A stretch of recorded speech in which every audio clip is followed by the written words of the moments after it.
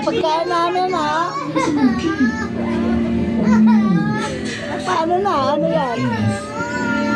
Ipagdasal na Iyak lang ba? natin na naging okay na yung kalagayan. Picture. Yan, okay. Hanep, grabe.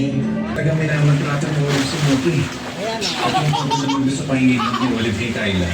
Kailangan meron daw tayong matibay na pruweba na ayun mo. kaya yan ang dalawang bata. Gusto kong pagbayaran yung Olivia sa ginawa niya sa atin eh. Kaway ka. Kasi payo ko na siya kumahit pa dito sa ospital. Yan pa. Kumakain sila, oh. Alala ha. Dito sila sa... Nag-swimming na kami! Swimming! Saka yung mga katrabaho ko doon. Lahat sila ang tumulong sila po siya sa mga kapitbahay natin. Ang magalala mo.